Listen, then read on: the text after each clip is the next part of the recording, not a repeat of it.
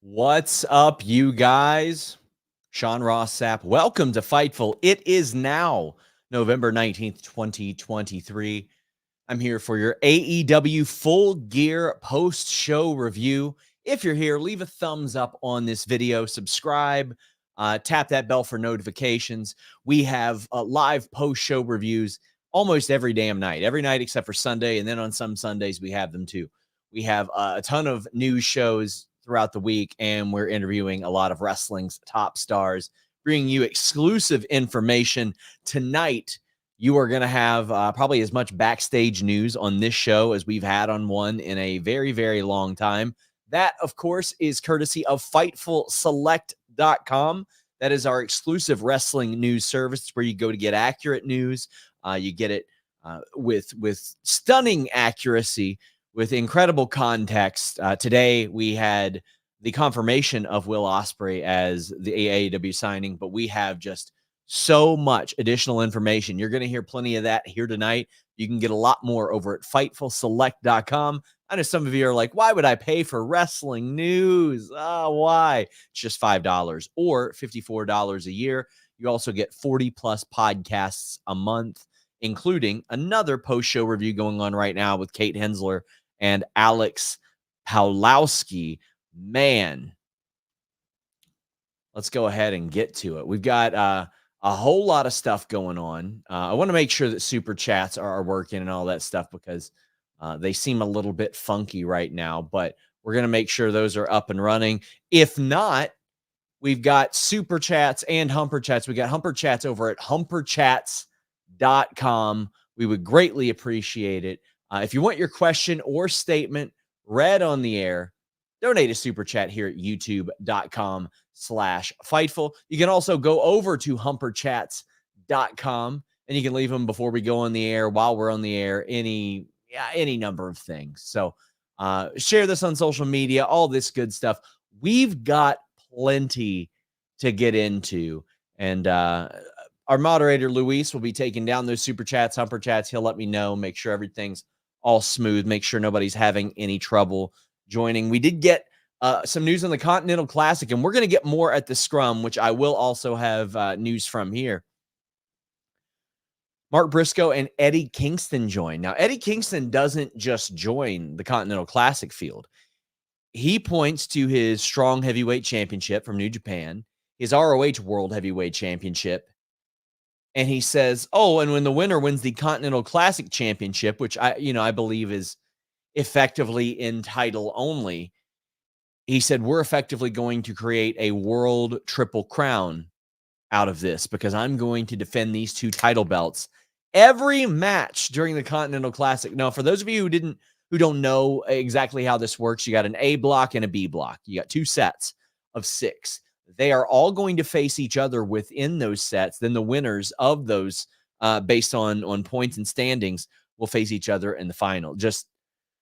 It's going to be a lot of fun. It's going to be a lot of fun to watch. ABW says, my initial dream is for Mustafa Ali to confront the winner of the Continental Classic at World's End. Still hope it could happen. ABW, it could absolutely happen. Now, he won't be good to go for the start of the Continental Classic, but he could certainly show up there and do something. Could do something. Let's talk about 0 Hour. Eddie Kingston, Jay Lethal. Eddie Kingston picks up the win. Now, listen, I don't know if I need this to be a 5-hour show all the time, especially if AEW is going to keep doing pay-per-views with more regularity. But, those pleas are going to fall on deaf ears, I feel. I don't think that those pleas are going to be listened to anytime soon. Eddie Kingston and Jay Lethal have been, if you haven't been watching ROH or Rampage or anything like that, they've been continuing. This feud's been going on for quite a while. There was a match that Jeff Jarrett even won in order to get Jay Lethal a little higher on the board to get him into that match. But you know what you're getting whenever you see Eddie Kingston. You're getting something raw. You're getting something real. You're getting something legitimate out of him because of his passion for pro wrestling. Like, he is one of the most passionate guys that you'll ever see. Jay Lethal, always going to be a solid performer. But I think the story of this was the fact that Ortiz and Eddie Kingston made nice. Ortiz ran down to the ring and hit Sanjay Dutt with a guitar. Sanjay Dutt sold it like $1 million, like he would. But Eddie had pretty brutally attacked Ortiz, as a part of their split. And it wasn't something that they just ignored. They made up. They did one of those things, time heals all wounds. I'm sure if anybody's going to explain what happened, Eddie Kingston's going to explain what happened. He's going to make sense of this. Van Twinblade said, Eddie, you madman. He is a madman. And I love that he's doing that. As if the Continental Classic didn't already have an appropriate buzz. Adding these two titles to that adds just even more, because now there's something tangible there. Not just at the end of the tournament, but during the tournament as well. So we could see Eddie Kingston lose that in the first match, and it could change hands 2 times, and then Eddie Kingston could get it back along the way. Pretty cool, man. Pretty cool. I love that. And, I think that if Tony Khan had announced the Continental Classic where he announced the Allin thing, I don't think that there would have been as much criticism over the announcement. Now, AEW has done a lot of tournaments, a whole lot of tournaments. But this one, everybody's wanted AEW talent in the G1. This is their G1. This is what this is. So I'm for this tournament especially. Claudio Castagnoli defeated Buddy Matthews. That isn't listed on our rundown here. Luis! Moderator Luis. Good match. You know what you're getting out of Claudio and Buddy as well. Buddy in a singles capacity, I wouldn't say criminally misused, because he's been used, in the trios set of things. And initially I was like, damn, I would love to have him in that ladder match. But then seeing what Brody King did in that ladder match, no, I'm really happy that Brody King was in there. But a 10-minute match to put Buddy Matthews in there against an established guy like Claudio, a couple of guys that a lot of fans know. So if you are a WWE fan, or you're a WWE fan, you're checking out AEW for the first time, there's a real good chance Claudio, and a pretty good chance Buddy. So I think it was smart and strategic to put them on here. Now, I'm not saying they were going after casuals or WWE fans, but you had a little something for everybody on this opening, on this 0 hour. You had the ROH tag title match, which again featured a familiar name in Samoa Joe, featured the world champion in MJF. You've got the Claudio Buddy matchup here, where Claudio won 10 minutes by submission. Then you got an ROH world title match to start it off. So a lot of stuff for free that you're getting there that you can point to and say, okay, now watch this pay-per-view. Let's get this thing ordered. MJF and Samoa Joe defeated the Guns by submission. There was the Adam Cole distraction, I think, worked out really, really well here. And Joe's motivation for this match was that he would get a title shot from MJF from helping him. And traditionally, if you know MJF, you say, well, what's his motivation? Why does he really want to keep these ROH World Tag Team titles? Because when this thing started, MJF was calling people sickos and perverts for even implying that he wrestled twice in 1 week, much less twice in one night. Now it's becoming a habit. And what it is the unpredictable evolution of MJF's character. Because for as long as anybody has listened, a year and a half, MJF would tell anybody that listened, my deal's up at the end of 2024, et cetera, et cetera. Whether that be true or not, I don't think it is. But that just kind of adds to it. We all assume MJF is a conniving liar, that he is this sniveling, cowardly heel. And that the only reason he was befriending Adam Cole was to avoid losing his world championship to him because Adam Cole had been such a threat. However, what we are seeing is MJF was willing to cut all the corners that he could to get where he is. But now that he's there, he realizes, you know what? I'm really, really good at this. And he's always known he's really good at it. He's always known that. But now we're seeing him execute it. Sorry, I just punched my microphone. We're seeing him execute it. We're seeing him gain this confidence that he has long said that he has, but the actions maybe haven't covered it. But it's in such a unique way because he can do all the scummy things that he used to do, and people just love it. And that is the I'm your scumbag type of thing. Samoa Joe, MJF on a collision course. This has been the plan for quite some time. And I think Joe might take that title. We'll talk more about that later. But, man, how good are the guns? How good are the guns? Those are a couple of hits for AEW. I've said this before, but when I watched the first Allin, you look at Austin Gunn in there and you're like, nepotism, blah, blah, blah. But even his body language then, you're like, he's his father's son, for sure. You could see that. Then when Colton Gunn got hired, you go, well, is that nepotism? Probably. But pretty damn good hire regardless, because these two guys are killing it. You can tell they put the work in the gym, in the ring, on their promos, their delivery, the execution, the facial expressions, all that stuff. They are just immensely good at finding the role and the spot in which they fit and rising to that. Because there was a lot of eye rolling when they joined Bullet Club Gold. And look at them now, man. They are doing great. I love watching the Guns wrestle. Love it. Now afterwards, they wrap that chair around the knee of MJF, and I'll make sure our great moderator Luis will fill in those details here and there on some of these segments that are listed. But they take out they take out MJF's knee. He's carted off in an ambulance, and as he's being carted off,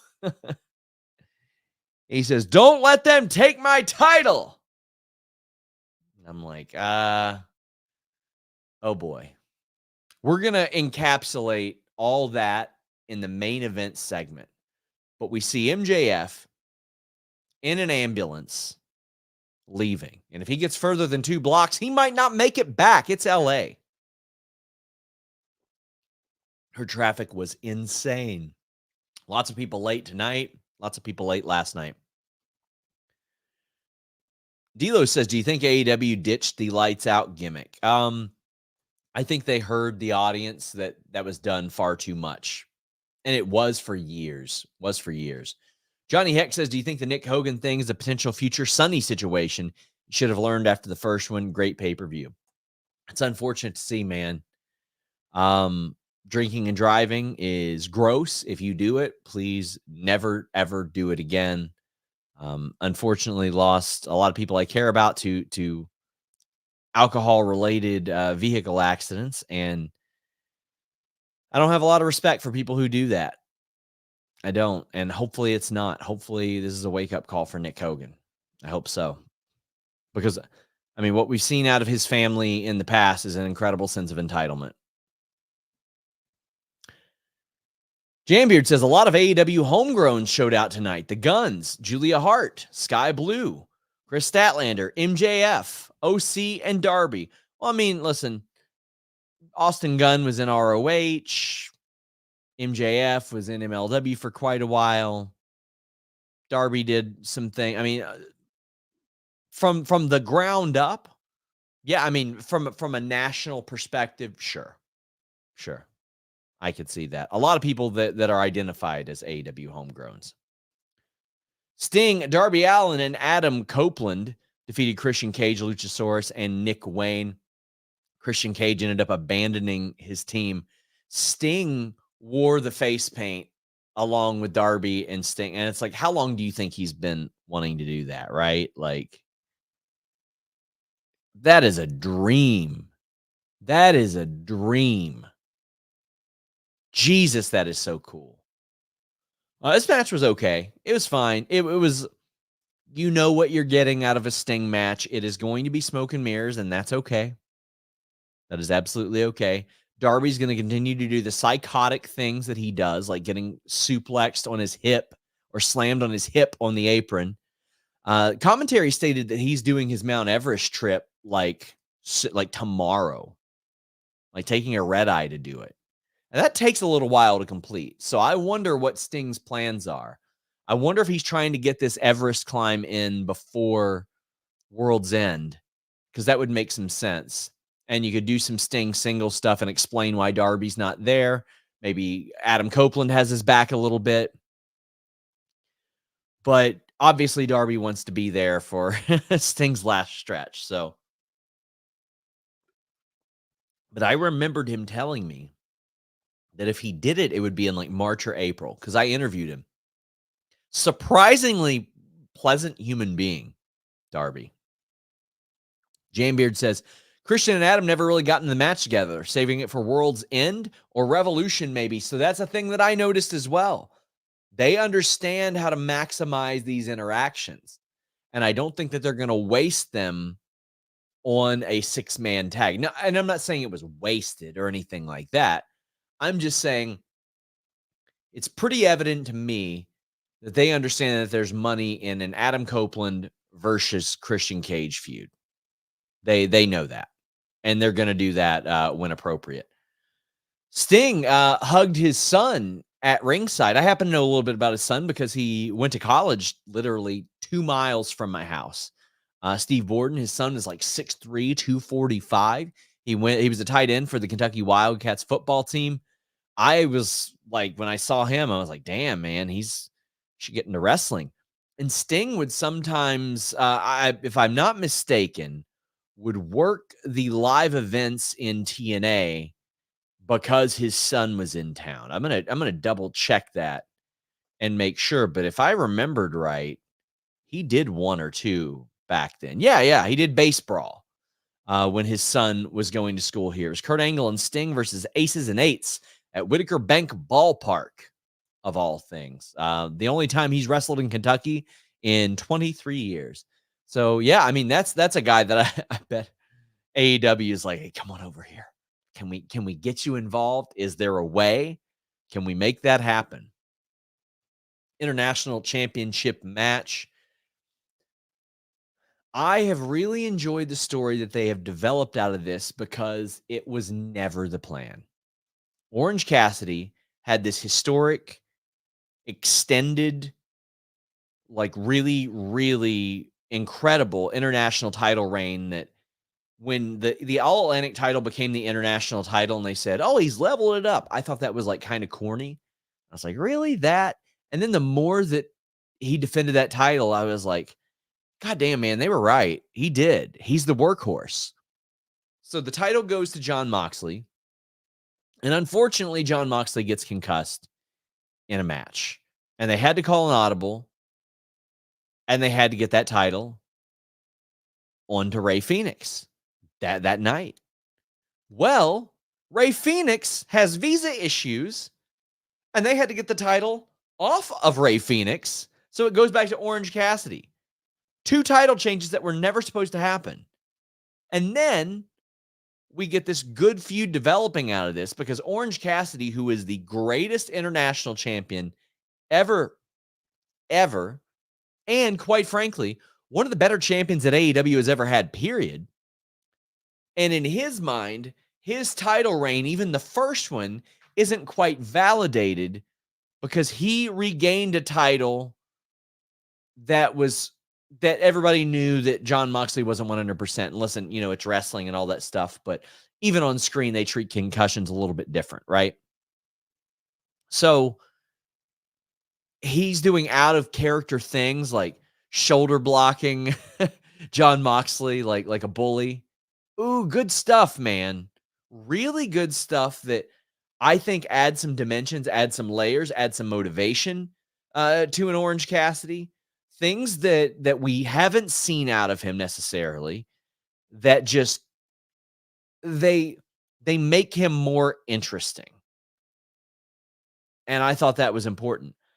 I kind of didn't think that he was going to win, though, because I thought that that would be sort of a plot point, a character dysfunction, so to speak, is where maybe he becomes the guy that he used to be because he couldn't beat Jon Moxley.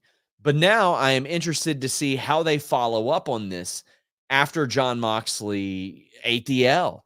Because this match was a very, very unique one in that when they had the Bulldog choke on, it was very, very quiet. And then within like 3 or 4 minutes, they had the crowd rocking. Because usually for Jon Moxley matches, crowd's going to be there no matter what. But that Bulldog choke was on, and I was like, this feels like a side headlock type of thing. But then within 3 minutes, they had him rocking.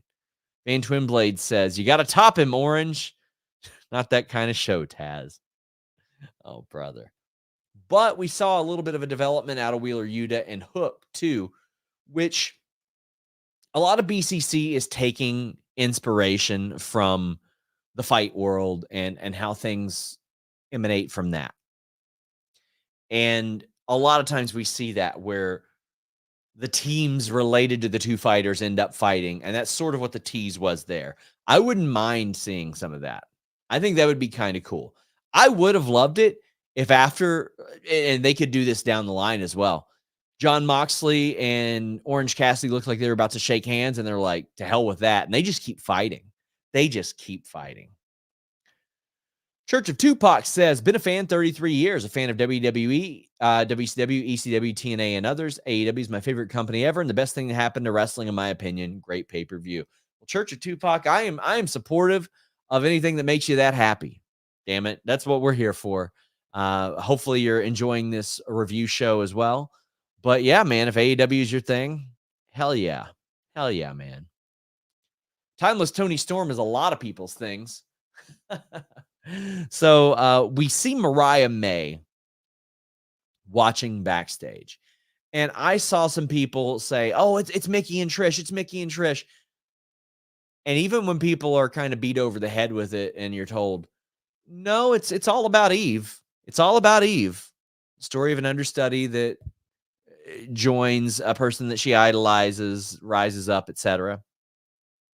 I mean, maybe Showgirls with Elizabeth Berkley for you perverts out there, but that's the story. I feel like it takes All About Eve a little bit more than Showgirls. You know what I mean? RJ said he's been helping with this stuff.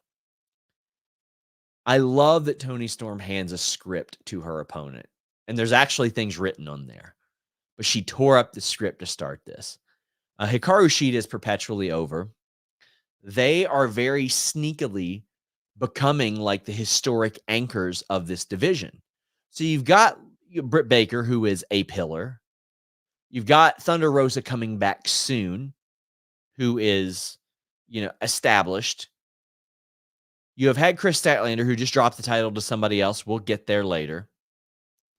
You have had Saraya, who is objectively the most famous person in the division. You've got Mercedes hopefully coming in. But Hikaru Shida and Toni Storm are both now 3-time world champions. And I think that adding accolades like that is helpful. I know that a lot of people look at the hot potatoing of the titles and they don't agree with it. And I get it. I'm not sure that 4 months ago that Shida was planned to be a 2-time champion, much less a 3. I could be wrong, but based on the booking trajectory that I saw, it didn't look like she was planned to be a 2-time champion, much less a 3. So I had heard that, maybe Allin would have been her time. Well, she won the title before that. Then an audible was called, which I think we had reported about on Fightful Select. If not, we are now. Saraya wins the title. Her family's there. They get We Will Rock You. A lot of cool stuff there. Then it goes right back to Shida because they gotta get back on track. I do think that Toni Storm was always planned to get this title back. I believe that was always the case. It's just, I do also think that her beating Saraya for the title could have been a good story. However, the story that they wanted to tell on AEW was that, Hikaru Shida was the reason why Toni Storm devolved into this. So I feel like they really couldn't have lost out on that one. You could have went with Saraya, who was the former partner of Toni Storm, or you could have went with Hikaru Shida, who is the catalyst for everything that we're seeing out of Toni Storm. AEW says they have to capitalize on the 2 women's titles. Toni, Shida, Julia, Kris, and Skye were all super over.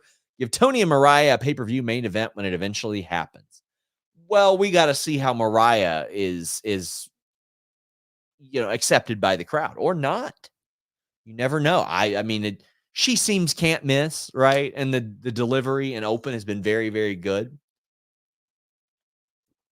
But you just never know. Van Twinblade says 10 butt Toni. Listen, I know some people hated it. I love that finish. I love that finish. So for those that didn't see, Toni Storm loaded her ass in her trunks with a steel plate and did the old Sweet Cheeks music to Hikaru Shida. I know it was hanging out the back of her tights, but listen, Aubrey's not a pervert.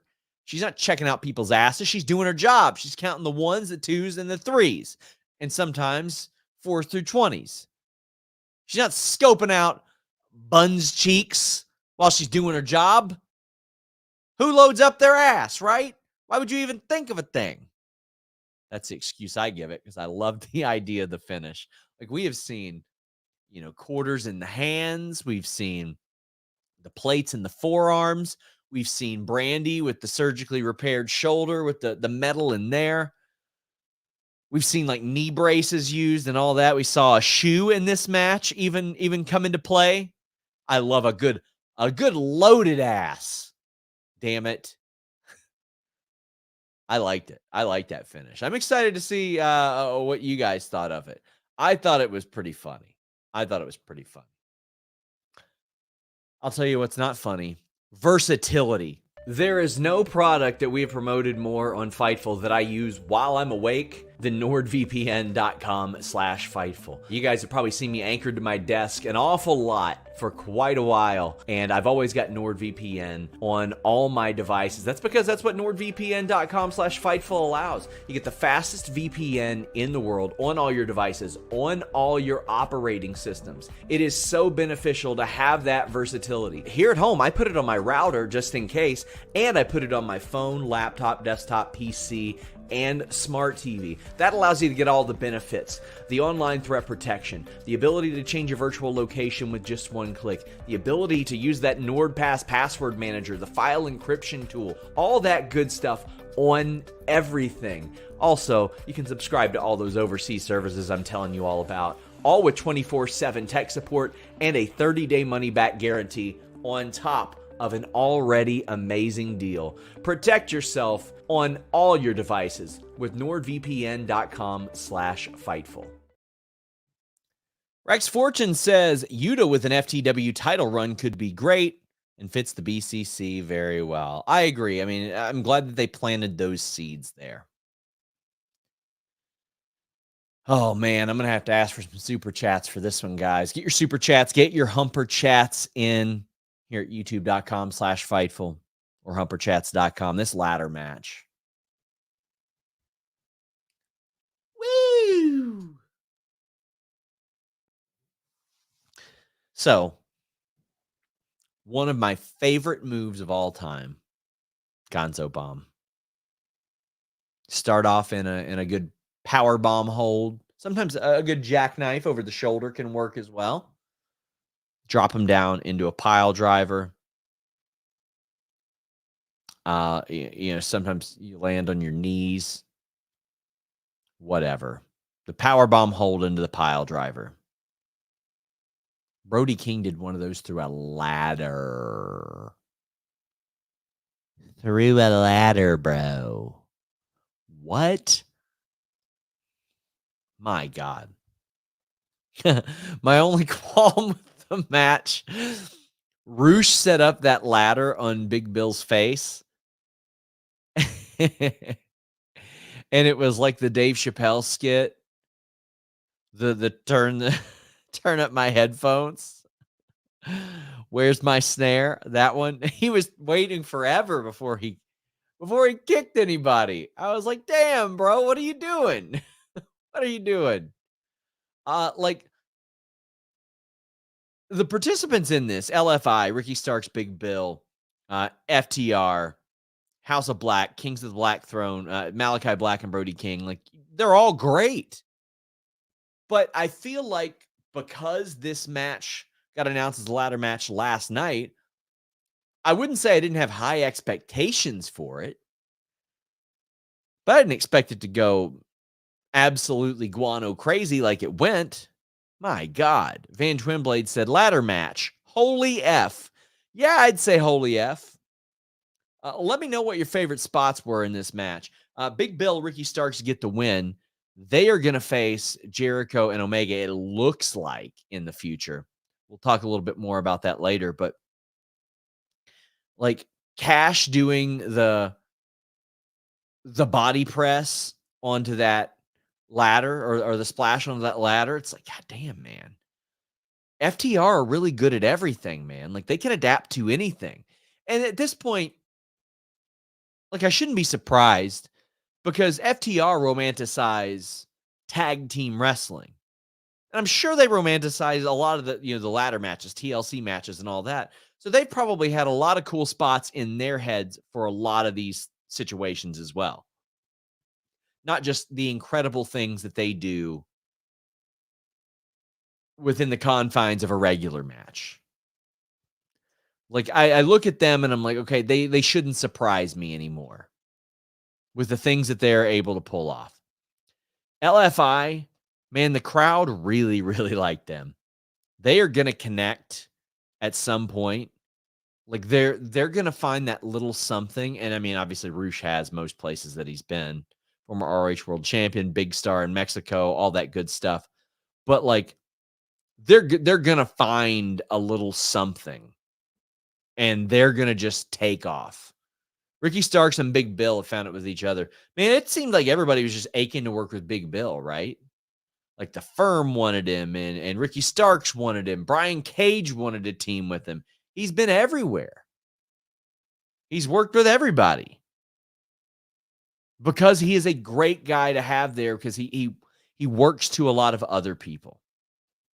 Really, really effective. Kim Gray says, I know it's an AEW show, but Jimmy Uso was not at the Tupelo show tonight. It was changed to Grayson Waller versus LA Knight.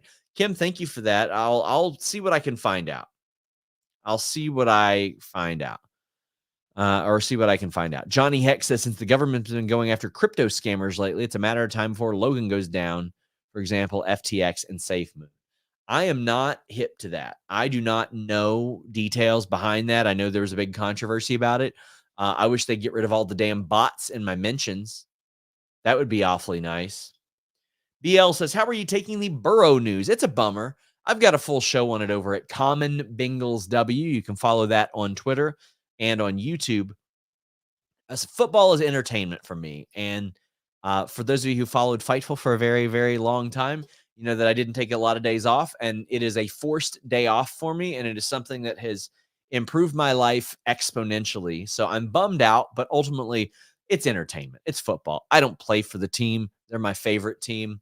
I guess I'll just have to focus a little more of my energy on Kentucky basketball this year. So not happy, but you know what? Still love football. So gonna do the little pat on our back thing here. Friday, FightfulSelect.com, the leader in exclusive wrestling news. It's just $5 a month. $5 a month. And I know some of you say, I've never paid for news. It's okay. Newspapers existed for a very long time. And we're very accurate. And you get at least one news story a day, but it's usually more like 100 a month. And on Friday, we had reported that Julia Hart, win or lose, was set to become a focus of AEW women's programming. Well, she won. And she's going to remain a focus, a focus on AEW and their women's programming. Jambeard, yes, I did see the rumor about Danhausen and T-shirts. I don't know if it's true, so I don't want to give any credence to it. Julia Hart defeated Skye Blue and Kris Statlander. So Fightful Select confirmed a report from Body Slam tonight as well that Skye Blue would have a new theme song, Butcher Babies. It's been in the works for quite a while. And she had a great presentation tonight. And they did a great job in this match. And you're talking about Kris Statlander, who is the ring general here. Julia Hart, who, I mean, all things considered, does not have an incredible number of matches under her belt. And Skye Blue, who is also still very, very young in wrestling. All things considered. If we're talking about a pay-per-view sense, like she doesn't have like a bunch of big pay-per-view matches and a bunch of high-profile matches. And I thought they did really good. You got a 22 and a 24-year-old in there with Statlander. Julia Hart has had like less than 75 matches and she's winning a title, and she deserves it because she has jumped all into this character. She has devoted herself to it. She has gotten it over. And the crowd loves her. And I feel a little bit bad for Kris Statlander, but she is going to be the next one that like I said with LFI earlier, she's connected with the crowd already in the past. She is going to find that thing, that one thing, and she's going to end up connecting big with the crowd again too, because we've seen it happen multiple times. Like when she popped up in the Arcade Anarchy and all that stuff. Like we've seen that. And I know a lot of people say, well, it feels like she didn't have a feud. I get it. I understand it. She defended the title a lot. Like she beat Julia, she beat Skye Blue, she beat Willow, beat Jade, beat Britt, Emmy, Ruby. Like she didn't necessarily have high profile feuds, but she beat like Mercedes and Anna and Taya. She beat everybody. She beat Nyla. So she was winning a lot of matches and didn't have necessarily feuds for those that were highlighted heavily. I wish they would do better with that. They need to do better with that because that would have made the emotional investment in this even better. But because it was like used for, well, here's Rampage, here's Collision, we need a title match, let's put her on there. It didn't feel like there was a ton of story investment given. And nobody watching Battle of the Belts. Sorry, nobody's watching. Just the way it is. I do think there is something to Kris Statlander losing this match. First off, Julia Hart stole the pin.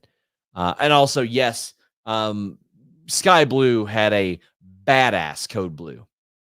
Badass code blue. But I would like Kris Statlander to be like, well, neither one of you could beat me individually, but then all of a sudden this happens? Just saying. I'm wondering what is planned next for Skye Blue, because from what I understand, she was going to go into House of Black in some capacity, and obviously that's not happening. Johnny Heck says, please do an interview with Coffee Zilla. I don't know who that is. I'm sorry. I'm sorry. I know who Will Ospreay is. By God. Now I just want to address some weenies on the internet that said, you didn't spoil this like you did for WWE stuff. We have broken over a dozen AEW returns and debuts. And yesterday on the Fightful Select Q&A show, I was asked, who is it? And I said, William Ospreay is who I have heard, confirming Andrew Zarian's report. Andrew Zarian's a good reporter. He's good at this. I confirmed it. We also had it mentioned in our Scoops thread. So Will Ospreay is the signing. FightfulSelect.com, I'm plugging it again, has an incredible amount of information. Going to share some of it with you guys. He actually did have talks with WWE. There was interest from TNA, obviously. there were talks with WWE. There were good talks from what I understood. They were happy with, offers and things that were made by the WWE side, but there were a lot of things playing in AEW's favor. He could finish out his New Japan deal, which he had said publicly he wanted to do, and he mentioned Wembley as well. He's probably main eventing Wembley next year. But it is at least a 3-year deal from what I understand, and it wasn't signed before like an hour prior. It wasn't signed as of this morning. They announced it without having it signed. So that was possibly risky. Like, I don't know if WWE could have swooped in. New Japan had given him his blessing or their blessing to go elsewhere and to negotiate. And the partnership between AEW and New Japan definitely made that a lot easier. Definitely smoothed that transition out, I'm told. But Will Ospreay is going to be living in the UK. That's something that he had communicated to me over a year ago. There was something that was important to him. But I can tell you that in conversations with him and people around him throughout this year, I think they kind of realized this is your big contract. Like, I'm sure in three or 4 years, there's going to be another one. But why not make this one a big one and make the next one a really, really big one as well? And Alex Fitzgerald. So this is something, Van Twinblade says, Ospreay, yes. So I saw a lot of people say, why now? If he's not coming in until AEW Revolution, if he's not coming in until February, why now? Why now? Well, look at our dude Alex Fitzgerald saying the exact reason. Announcing Ospreay right before All In tickets go on sale is a good way to hype up All In. Exactly. I asked people backstage, why would Toni make that announcement, the All In thing?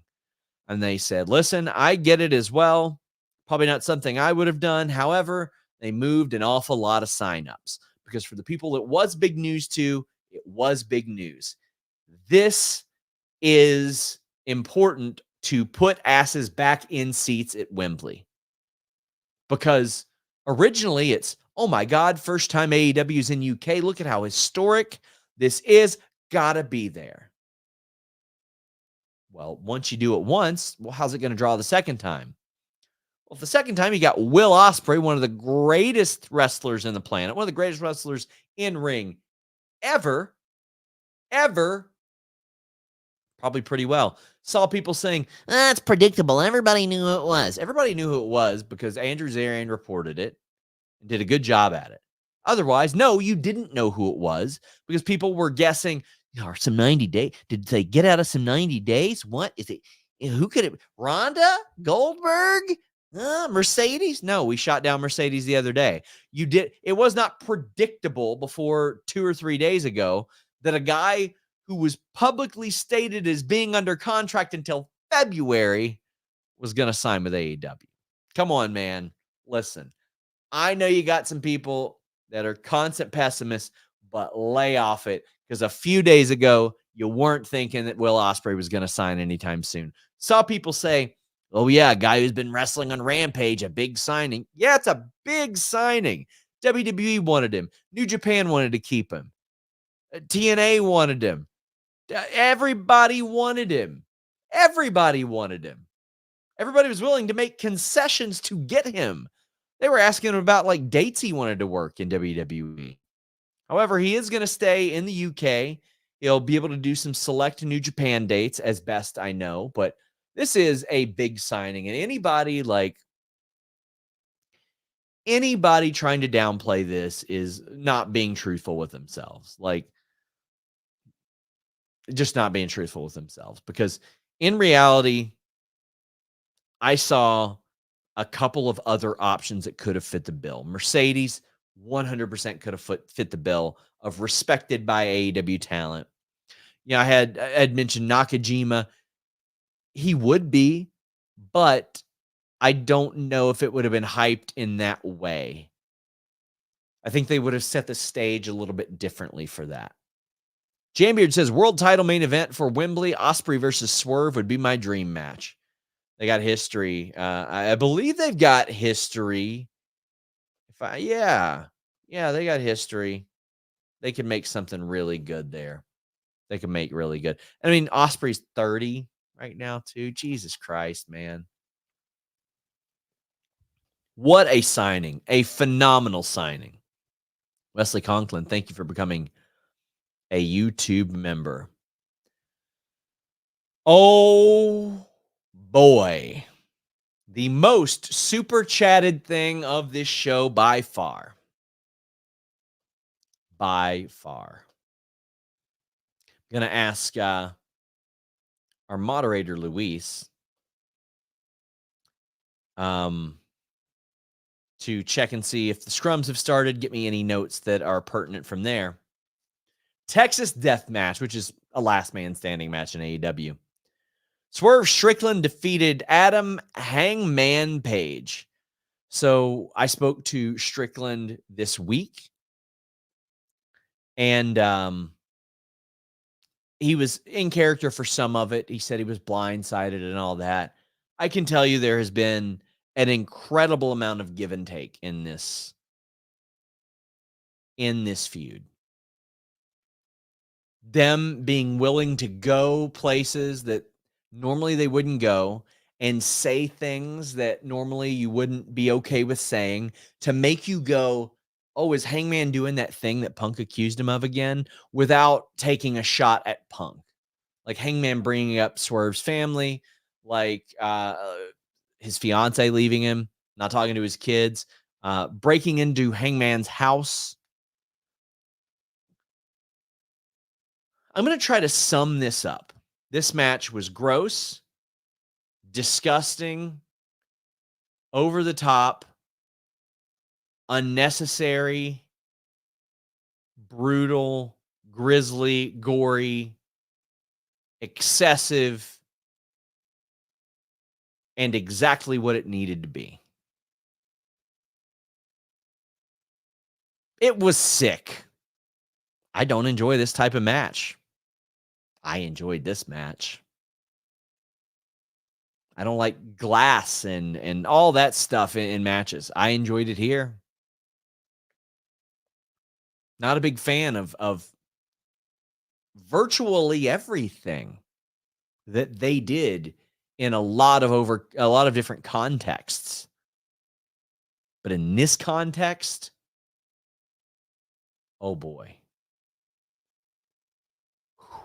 I'm going to try to talk. There's so many spots here that I'm going to try to get the super chats, because there's no way that I can have a cohesive recollection of the order in which these happened. Like, this was somehow overly gory and sports entertainment storytelling simultaneously. They found that really, really perfect mix. And I saw a lot of people that weren't happy with the Brian Cage interference. And I think there's a big story being told there.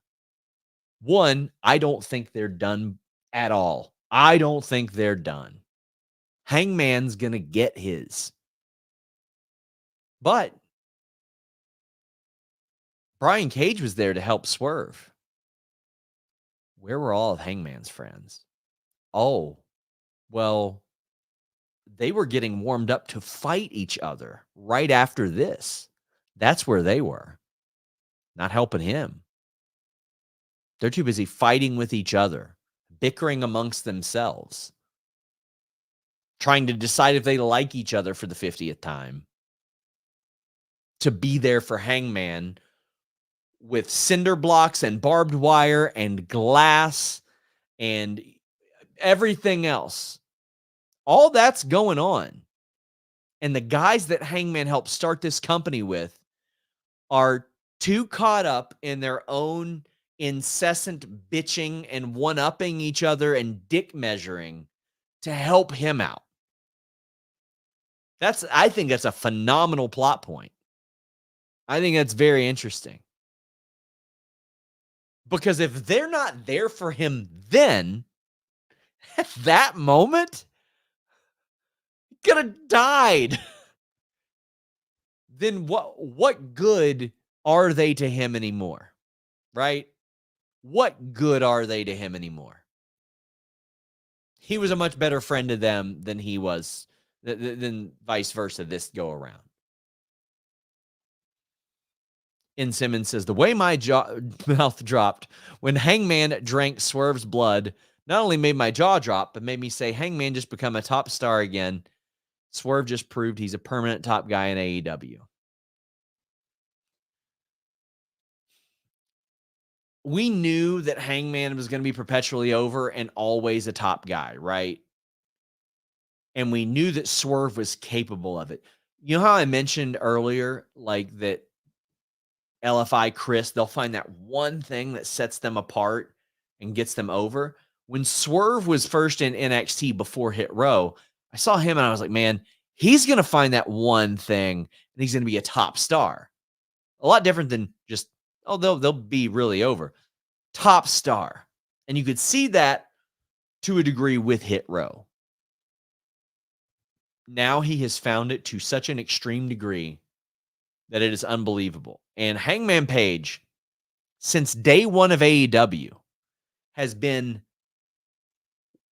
the picked guy. More than MJF, more than anybody else. Because he was the first person to come out and say, I want to be AEW champion. You could see the direction they were going there. He was the first feud for the title. Had one of the best stories ever leading up to winning that title. And man, that title, like I wouldn't be shocked to see him back in the title picture eventually, like within the next 6-7 months. But what about Swerve? Swerve had to hang this man to beat him. Hit him with a cinder block. Brian Cage had to come out. This is some of the craziest, sickest shit I ever saw. James Stalling says, Hangman Swerve was a beautiful, disgusting work of art. Absolutely incredible. And Dante says, the Swerve Hangman match tonight might not be for everyone, but it's for me. A+ grudge match. I felt like they conveyed the emotion of the context of the situation. Swerve told Hangman that he was complacent. What Hangman did was show that he wasn't complacent. Maybe he was, he's not anymore. However, Swerve had said, I will do anything to take your spot because you don't deserve it. Swerve absolutely did anything and everything to take Hangman's spot. Broke into the man's house, did all this crazy shit tonight. Swerve rules, says Luis. Van Twinblade says, Swerve versus Hangman, good God almighty.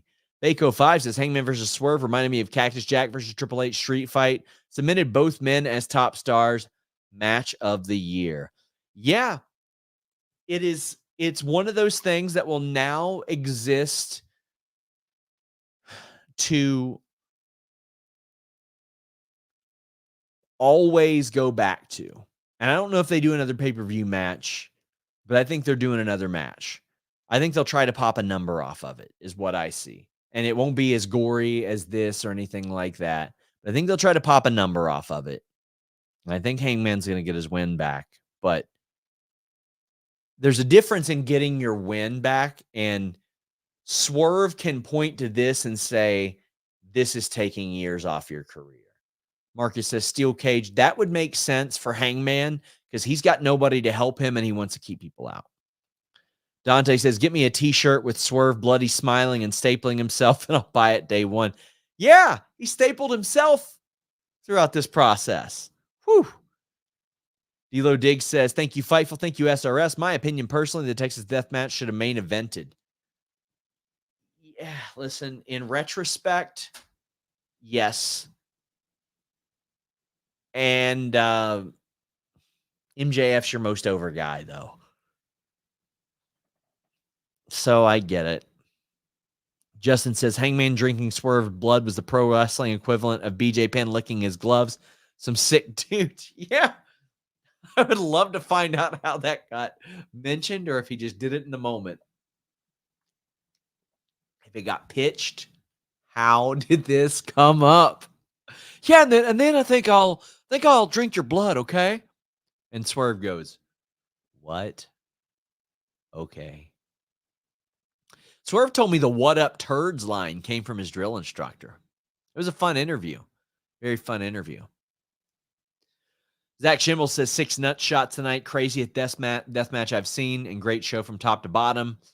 Hope everything keeps going well for AEW. Yeah, I do too. Lots of dick kicks tonight, though.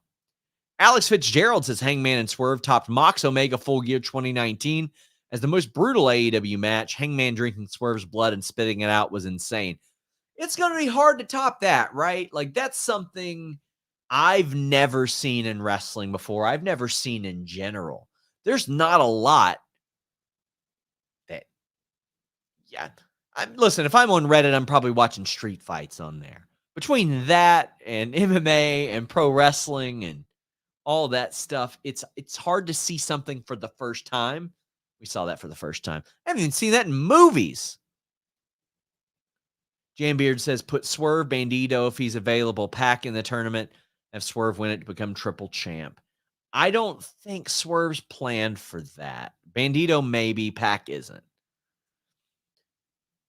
I was trying to think of a great comparison for this match. It's kind of like the Saw of pro wrestling, right? It's hyped up. It's got story. And when the gore happens, there's a reason for it. I mean, the first Saw, okay? It's got some crazy twists, but it's also somehow mainstream. I think if you're getting compared to a movie, Saw's a pretty solid one in that sense. BCA says the Swerve match is the most uncomfortable I've been watching since the Rhodes Bros. I know they're professionals, but the juice was a step past what I can stomach. Swerve is amazing. Hope he never feels he has to do that again. Well, listen, I don't disagree with you. I completely respect your point there. That match isn't going to be for everybody, for sure. I feel like a lot of times you only have to do that once. Like Randy Orton only had to do his type of thing once or twice, right? Like the thumbtacks, barbed wire, all that. He only had to do it once to show that he could do it. He was willing to do it, right? Even Edge, he had the ladder matches and all that. But then when he speared Mick Foley through the fire, he showed he was willing to do it. Speaking of willing, Landon says the Will Ospreay signing was kind of disappointing. If AEW wanted a big signing, they should have signed the greatest wrestler of all time, Tyrus. I should not be able to have a better match than the NWA champion. Broadway Joe says people are butthurt. Will's not going to WWE. Hope their fans enjoying the same 4 matches for the next 10 years. Cody Roman 45 going to hit different. Listen, Broadway Joe, I respect your opinion as well. I've rather been enjoying WWE of late. Some scrum notes. MJF said he loves wrestling very much. Said that while some versions might not be his cup of tea, he respects every athlete in the company as long as this MF, describing Tony Khan, pays him. He was very tearful when giving that speech. Will Ospreay said he would love a third match against Omega, wants to wrestle everyone in AEW, and said that no one would know his name without New Japan. Julia Hart says she was very proud of herself and her evolution from her cheerleader days until now. Johnny Hex says CoffeeZilla did a bunch of videos on Logan Paul's scams, and he did expose FTX. I mean, I'll see about it, but covering crypto stuff is not exactly my beat, but I understand your passion in the situation. I got a passion, guys. A passion to get you guys to sleep. I have sang the praises of Helix mattresses for years here on Fightful. A few years ago, I got a Helix mattress. It changed the way that I slept. It changed the way that I lived, the way that I worked, everything. The quality of sleep that I have has improved so much since I got their Dusk Luxe model. And right now, you can get the best deal ever at helixsleep.com/Fightful for their Black Friday sale. From November 20th through November 26th, Helix is offering 25% off all mattresses, plus a free bedroom bundle using the code HELIXPARTNER25. That is HELIXPARTNER25. This bundle includes 2 free pillows as well as a set of sheets and even a mattress protector. You go over to helixsleep.com/Fightful. Use that code HELIXPARTNER25. A few years ago, I was not liking the way that I slept. I was waking up achy. I was on a slab of memory foam. It just wasn't good for me. I did some research. I found Helix and all of their great reviews. And I thought, man, I don't know how I feel about getting a mattress online. Then I read the reviews. I looked at the process. You take their online quiz. It matches you up for the mattress that is just right for you. And it will be just right for you. They have all kinds of mattresses. Ones that cool you down, ones for plus-size sleepers, ones that align your spine, of all sizes. Not only that, they have a great risk-free offer where you can try it for 100 nights free. And if you don't like it, you can just get your money back. You're not going to want to do that, though. But hey, if you do, they'll even come get it for you. 10 to 15-year warranty when you try out your new Helix mattress, which is shipped to your own door for free. Man, your spine, it needs that extra TLC. It's got a great hybrid design that combines individually wrapped steel coils in the base with premium foam layers up top. It is the perfect combination of comfort and support. That Helix quiz will get you feeling right. Go over to helixsleep.com/Fightful and use that code for Black Friday. HelixPartner25. Love Helix. Very excited to continue working with them throughout 2024.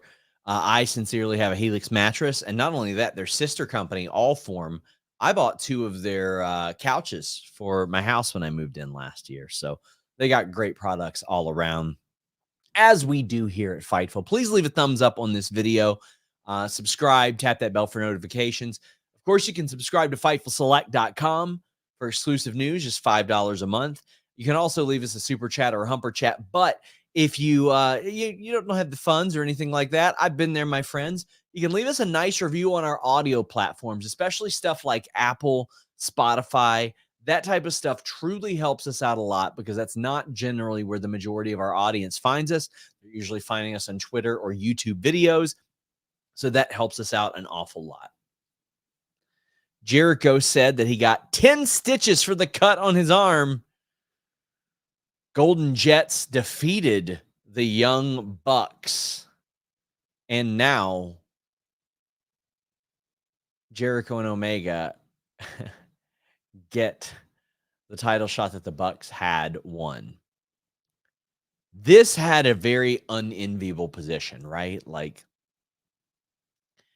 they went on after a match where they did everything, and they still got the crowd, and it started really slow, and I was like, man, are they going to be working to Jericho's pace?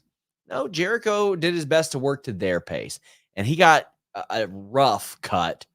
Now, I don't know if that, I didn't see what that happened on, or if there was maybe an errant piece of glass. By the way, in that match prior, there was a 450 on the glass. There was a pile driver onto or there was a Death Valley driver onto the cinder block, a pile driver onto the barricade. Insane stuff that we barely scratched the surface on the spots. We were talking about the spectacle of that prior match.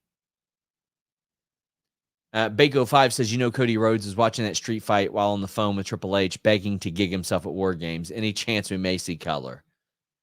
Possibly. Jericho said in the scrum that he cut his arm on the steel steps. Van Twinblade says, Jericho wins, LOL. Jambeard says, great match, but not into the childish, bratty, young buck characters. It makes me less interested in their matches. I disagree because I feel like the Young Bucks are at their best when they're bratty and obnoxious and all that. And initially, when I said that on Twitter, somebody said, yeah, people are usually better when they play themselves, as a shot at them. And I was like, thank you for proving my point, person with the CM Punk avatar. You're very clearly motivated by this to dislike them. They are going to accentuate that heavily. They are going to do everything that you claim that they do, and they're going to turn it way up. They're going to look at every criticism that is popular online, like they did with Super Kicks, and they are going to turn that up. And they are going to make you dislike them even more. And then you're going to dislike them even more than that, because you're like, I can't believe they would have fun at the expense of this. And you'll get mad about that too. And hopefully you'll watch. That's what they got to hope. They hope it won't just drive you away from the show. This is a better match than I expected, honestly. And I mean, obviously these are good performers, but I love the story of like one of the Bucks using the Judas effect, then Matt Jackson going for the one-winged angel and did it. He actually did it. That was pretty cool. Jericho and Omega got the win, and there was a cool tease of Omega V-triggering Chris Jericho, but he hit the ropes, and I think he hit Nick Jackson. Solid match. I mean, about halfway through, I was like, this could have been on Dynamite, and probably could have been. I understand them being like, name value, Bucks, Omega, Jericho, put it on here. But there were certainly a couple matches that could have been on Dynamite. But this show didn't really feel like it was a 5-hour show. And this one being in that spot to where it's like, oh, what could you possibly do, right? I thought they did pretty good, all things considered. I thought they did pretty good. And it was to further the Young Bucks story of them being difficult to work with and being bratty and being obnoxious. The Young Bucks very clearly did their breakdown, their meltdown, just like Chris Jericho did in the 90s in WCW. Jericho grabbed a chair and just slammed it into the ring post over and over again. They've done that multiple times now. It is very obviously an ode to that. Maybe an homage, so to speak.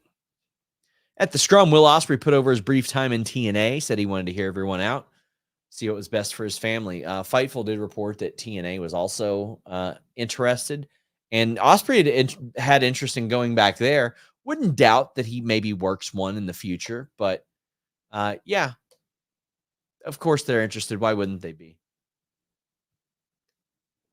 We are heading down the home stretch, my friends. Get in your super chats, get in your humper chats. We greatly appreciate you guys for being here. The Guns had beaten down MJF, and he took off in an ambulance later, and then there was a promo where Tony Schiavone was about to hand over the title to Switchblade Jay White. I did not like almost any of the angle stuff.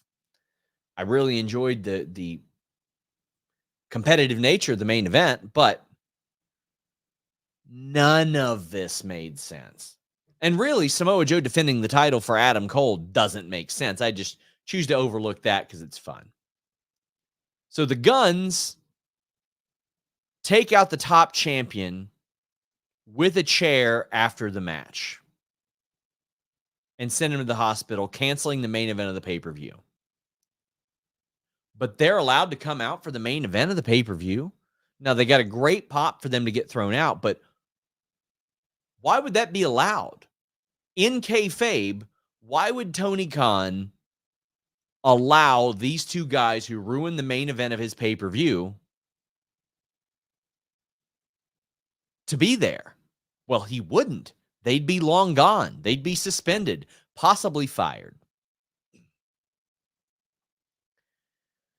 Then there's a promo where Switchblade Jay White would have been given the title by forfeit because MJF couldn't show up. Why? You know who's connected to Switchblade Jay White. You know it's the Guns. Why should Switchblade benefit from that? Match is delayed, it's canceled, whatever. Well, why should he benefit from that? You knew the motivation. It ain't a secret. Got Nancy Kerrigan and Tanya Harding. You knew that guy was connected to Tanya Harding. Then Adam Cole comes out and he says, "You know what? I've talked to Tony Khan and I'll defend his title for him if I have to." Why would Tony Khan and kayfabe allow that? That's a huge liability for any number of things. This is so overbooked and unnecessary. And I know that ultimately you're getting Adam Cole on camera and you're, accelerating this storyline and a whole lot of different plot points, but so much of it just didn't make sense as to why the hell would this happen? Especially like MJF need help getting over? No, guys, mega over. Mega over. If you would have just had Adam Cole say, no, not yet. If he doesn't show up, then you can strip him of the title.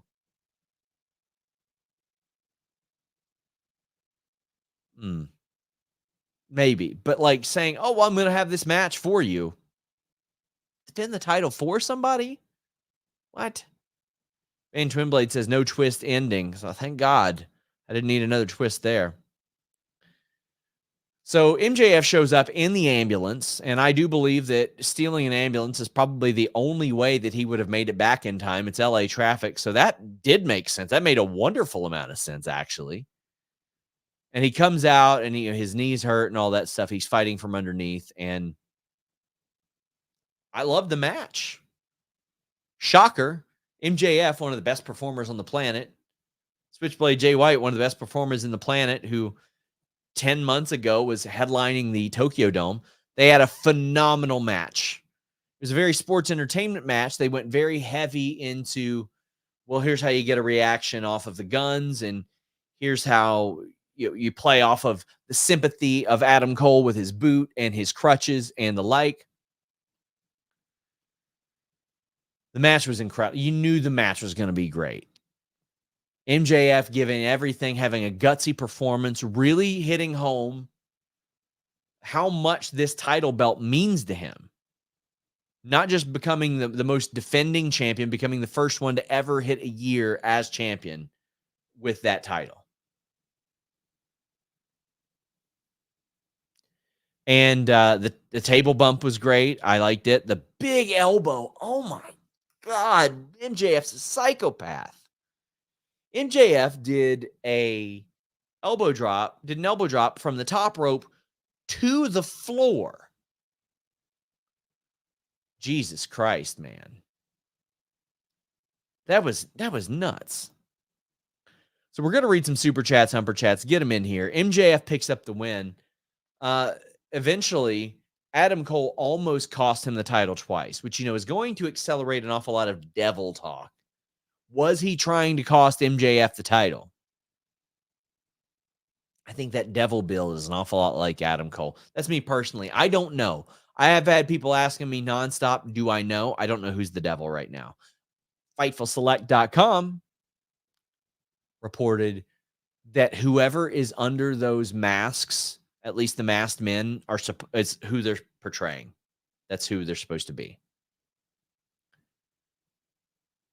MJF wins. Dynamite Diamond Ring. Clock to the head. God, he's got a great working punch. Jesus Christ, man. I used to hate like a loaded punch as a finish. And then William Regal sold me on it. But Jesus, Howard Christ. MJF has one of the best working punches you will ever see. He had a great opponent in Switchblade Jay White. He's such a main event performer, both of these guys. But I didn't need all the convoluted stuff around this. Dando says, not my finish. Would have had Cole with the white smoke and mirrors for 10 minutes, then lights out. Devil's affiliates attack White.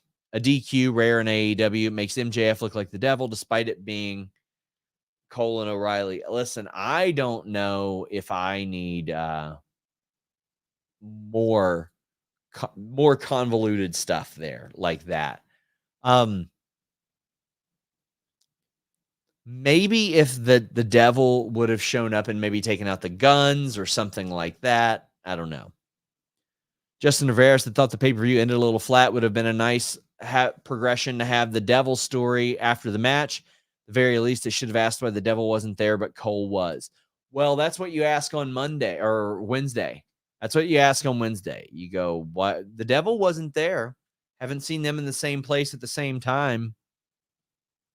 Oscar says, if the angle was to have a babyface MJF overcome the odds and retain, there are better ways to do that than having Jay White job for two injured guys.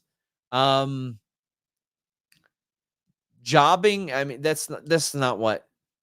Listen, man, it's the main event of a pay-per-view, of an AEW pay-per-view in LA.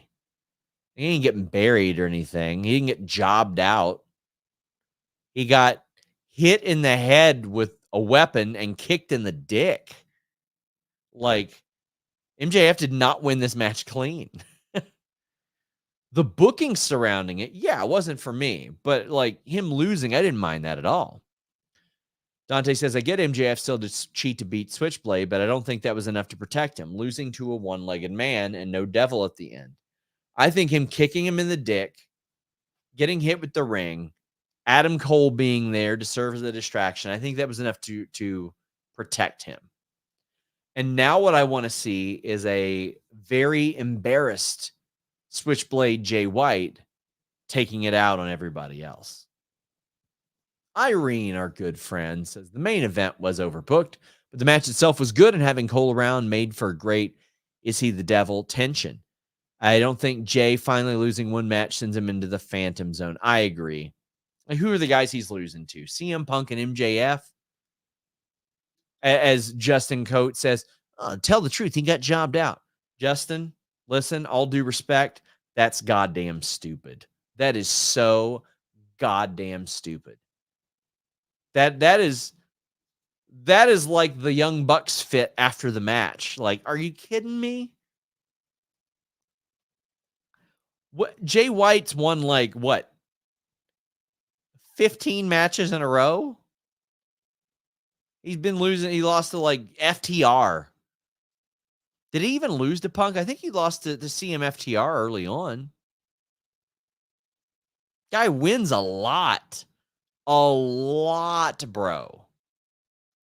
I'm trying to think if he's lost a singles match since he's been to AEW. I'm going to pull it up right now. Just because I feel like it. No, as it turns out, Switchblade Jay White has won every singles match that he had until tonight.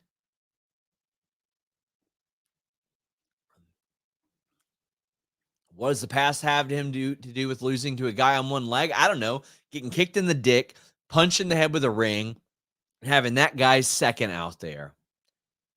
A guy with one leg. Do you know how many MMA fighters I have seen? Go watch Robert Whittaker's title win. Go watch Robert Whittaker's title win. Was Yoel Romero a chump because he lost to Robert Whittaker, who barely had one leg? No. Come on. Get real. The booking, can't agree with a lot of the booking around it. Jobbed out? Are you kidding me? This man beat Penta and Mark Briscoe and Dax Harwood and Andrade and Ricky Starks and Adam Hangman Page, for the love of God. Come on. Jobbed out. Should be that's disgusting. Disgusting engagement farming. Tony says, announcing Max J early was not the right call in hindsight. I know we complain a lot about AEW late card announcements, but pay-per-views, but J Max could have been announced late with the amount of people after Max. I wouldn't have felt like it was dragged out for as long as it did. Then they wouldn't have done what they did tonight with the buy-in, trying to reheat a cool-down feud hours before the thing. It just made things weird. This I agree with, Tony. I would have had this announced much later. I would have had something like, the board, the committee, or Tony is going to make a decision on who should get the title match against MJF because there's so many people chasing him right now. And then Samoa Joe is pissed off about it. That leads to him taking it out on somebody. Also leads to him setting up his deal for the ROH title. It makes Wardlow even more pissed off. Leads to some people being mad. K360 says, if you were to craft a match, an angle that would piss off wrestling fans on Twitter, the live crowd would love. That's what the main event felt like, and I felt like it was intentional by MJF. MJF has a lot to say in his stuff, but he's also very good at explaining his stuff, too. And I know that he listens to criticism, but he's also very good at looking at criticism and being like, I'll show you guys. And then the next week, something absolutely fire happens. Broadway Joe says MJF said he's the real world champion, fanning the Punk flames. And come on, Seth lost to one boob Cody. That's a world beater right now. Jay will be fine. Exactly. He lost to a man with one titty. One titty. Everybody that got beat by Brock got beat by somebody without a colon. That's how diverticulitis works. Black Phoenix Brand says, I've seen a lot in my 30 years, but that Hangman Swerve had my jaw on the floor. Beautifully cringe. Swerve is a star. And Dando says, if Swerve is not a champ by the end of 2024, I'd be very surprised. Me too, buddy. Me freaking too.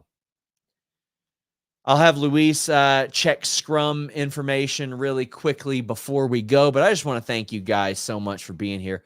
This is a crazy, crazy stretch. I've got Full Gear tonight. I've got Survivor Series next week. I've got WrestleCade next weekend. I'm going to be doing dozens of interviews. The next week, I'm having my first wrestling match in 6 years.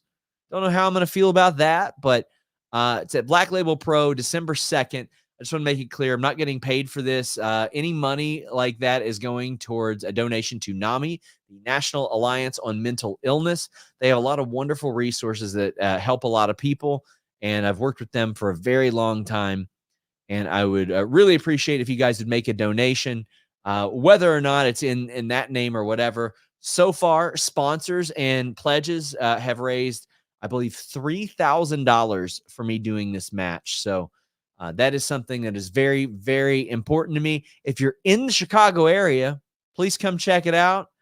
Make some noise. That way I don't get ridiculed on the World Wide Web, even though no matter what I do, some weirdos are going to hate watch it and post it on Twitter.